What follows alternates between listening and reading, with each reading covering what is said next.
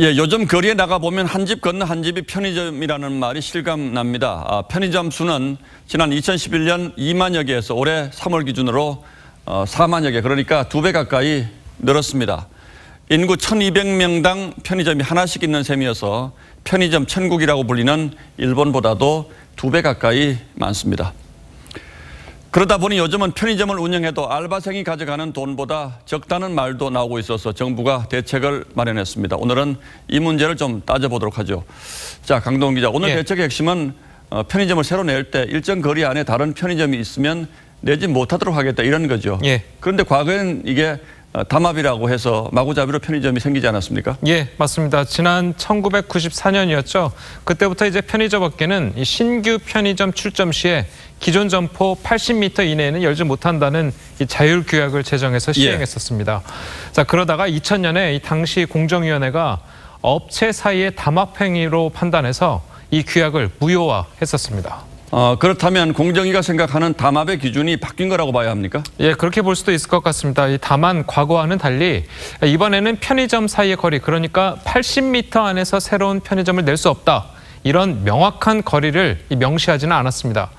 대신 이 상권의 특성, 유동인구, 그리고 담배 소매인 지정거리 등을 고려해서 결정한다, 이렇게 명시되어 있습니다. 다른 건 다 알겠는데 담배 소매인 지정거리요? 이건 뭡니까? 그러니까 이 담배 판매 사업자 사이의 거리 제한을 50m로 두고 있는 현행 담배사업법을 이야기하고 있습니다. 자, 이 법에 따라서 각 지자체에서는 조례를 만들어서 담배 판매처를 50m에서 100m 거리를 두고 허가를 해주고 있는데요.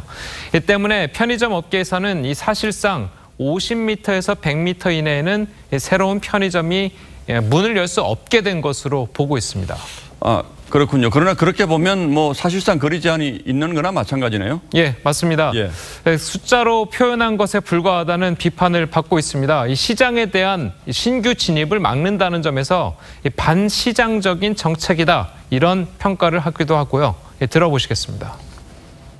공정거래위원회라는 조직 자체가 사실 시장 경제의 어떤 정상적인 작동을 보호하기 위해서 만들어진 기구잖아요. 근데 편의점에 대한 그런 각종 제도라든가 이런 부분은 사실은 그 경쟁을 제한하는, 경쟁을 보호하는 게 아니고.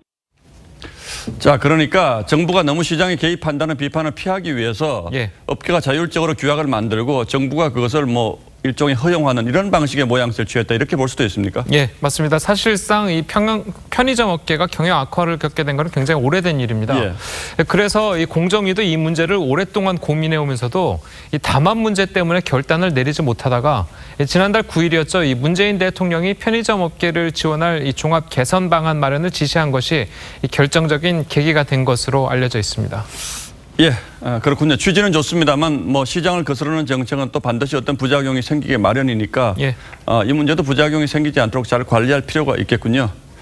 강동원 기자, 잘 들었습니다.